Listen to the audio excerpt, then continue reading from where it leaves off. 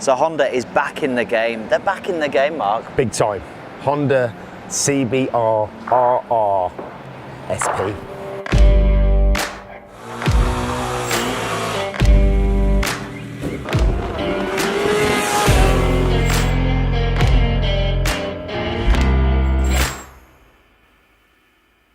So we were going to get Jonathan Ross in for this review. Yeah, can you imagine? But I found out how many R's were involved in this, and I didn't think it would go down that well on camera.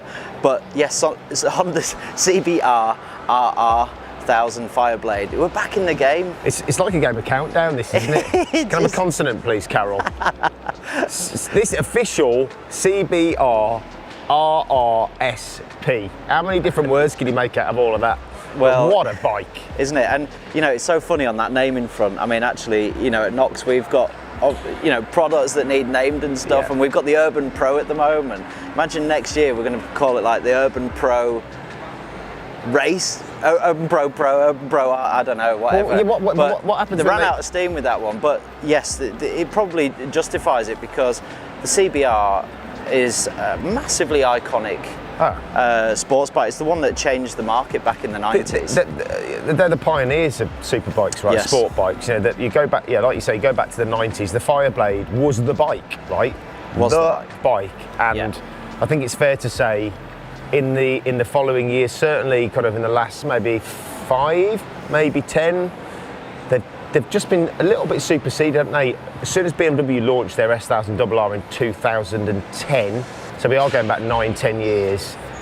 They just moved the game forward, didn't they? Yeah. And again, what's quite interesting is what they've done in terms of how they've launched this bike, getting Marc Marquez involved. And you quite rightly were talking about how the performance on track with MotoGP hasn't necessarily translated in terms of what you can go out into your showroom and purchase and ride on the road.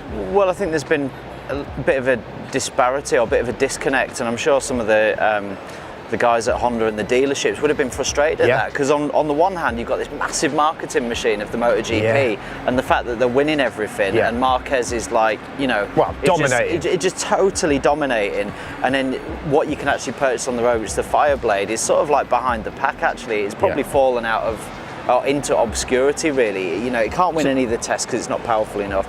Doesn't have the electronics. Actually, in the real world, it's probably a bloody good bike. And to be honest, but this is last year's one. I considered purchasing one last year because they always look great, and because the dealers can't shift them, there's a whacking finance or great finance available on it, and it'll still be a great. You know, it just didn't have the electronics. I'm not personally massive on electronics, just because. Anyway, that's where I sort of come from. But this new one, you know, talk about, it is bringing all of that prowess from MotoGP back into a bike that is going to be an absolute stonker and probably a class leader, to be fair. The reality is, these super bikes for all the manufacturers, Yamaha, Ducati, BMW, Kawasaki, and Honda, are Halo products, aren't they? And it is a kind of top trumps battle. If you come to war, you better bring your heaviest hardware. And you're quite right. Unfortunately for Honda, they've just been that half step behind, haven't they? Until now.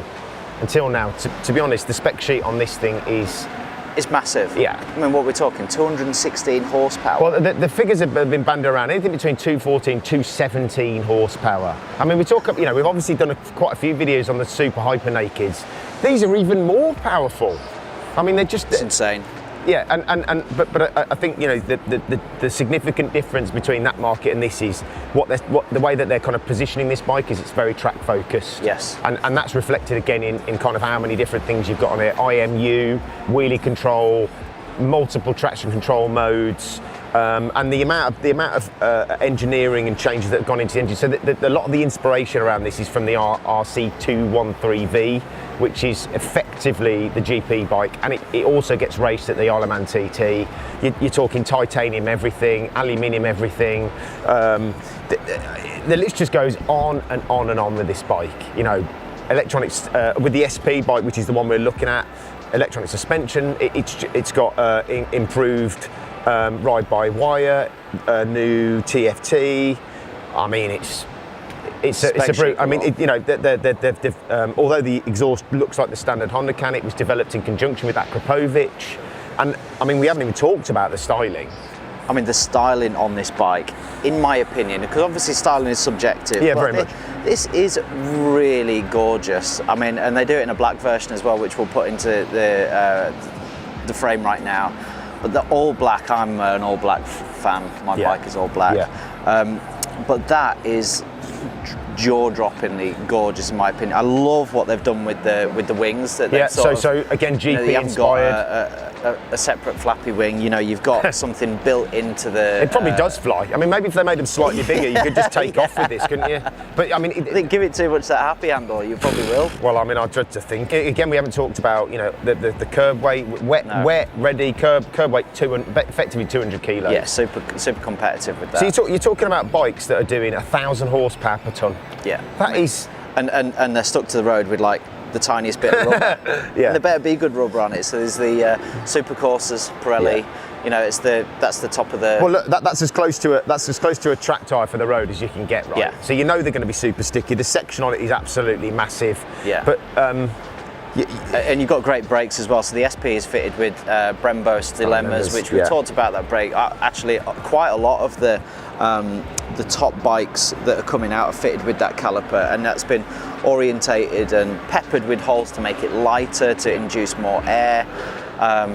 Massive amount of power available on that. Absolutely. On that braking system. And yes, again, frankly, you're going to need it. You are. I love the exhaust. Actually, I love the look of the exhaust. And you know, again, we're seeing like exhaust get bigger and bigger and bigger. We've had quite a few conversations about that. But this, they've made a really, really nice job of it, and they've hidden the cat well as well. Yeah. I mean, I'm not a massive fan of that S1000rrr cat. The end can's quite nice, but it's got an absolute coffin of a catalytic converter. They've hidden this quite nicely with the plastics. Well, it's interesting, isn't it? What we're finding is obviously, you know, sort of walking around the show and reviewing various different bikes, is how the different manufacturers come up with different solutions for this Euro 5 legislation. And isn't it interesting how some of them seem to do an amazing job of the packaging and others not so much, but everybody's presented with different problems. You know, I don't think necessarily Euro 5 issues translate based on how much power your engine produces, but like with the Kawasaki, you've got a forced induction and it's a whole different problem. Yeah. But proportionally, this does look just right, doesn't it? And that kind of reference back to MotoGP, you can see that in every aspect of the bike. Yes. The winglets, the longer swing arm, the handlebar position, the tech. You know, they have taken a big step forward with this bike, and they haven't. You definitely get the sense and the feeling that they've left no stone unturned this time. Sure. You know, we know this. You know, the BMW just launched a new RR. Yamaha have just come to market with their new R1 and R1M. You know, there are obviously Panigale, and there are different iterations of the V4, but they're all very similar, aren't they? Similar weight, similar power. So again, as we always say, you know, when this gets launched and reviewed and compared, it's going to be absolutely fascinating, isn't it? Yeah, yeah. So the standard bike comes fitted with Showa big piston fork, a standard and Nissin brakes. Yeah. It's probably going to be great, and that bike comes at 20,000 basically. Yeah, give or take 20 grand. The SP is another 3.5 grand. Yeah. But it comes with some extra trick bits, doesn't it? So you've got semi-active Öhlins front and rear shock. Yes. Yeah.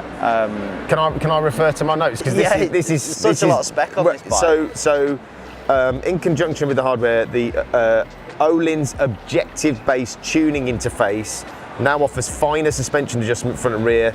3 individual modes can be set and stored, allowing the riders to configure multiple settings for track, and you can switch it whenever you want whilst you're riding the bike. I mean, that's quite impressive, because you've got, you know, if you are going to take some track, there's a multitude of tracks that you can take.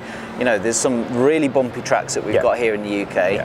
You know, bone shakers, and then you're going to take it out to somewhere like Jerez or something, long sweepers. You know, there's some different setups needed for that, and also for weather conditions, right? Yeah, exactly. So if you go out and it's you know, it's damp or it's bone dry, you're going to want to, you know, you're going to want some more compliance in your bike. So, I mean, you know, this is the thing with this bike, isn't it?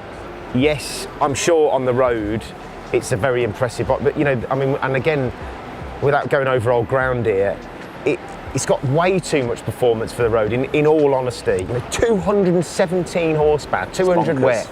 You know, the only way you're ever going to be able to extract anything like the full potential of this bike is on track. Yeah. And they're not making any secret of that, are they? I don't think. So that's been our first look at the CBR1000rrr from Honda, a real game-changing bike. Please like, please comment, please subscribe to the channel too, and we'll see you next time.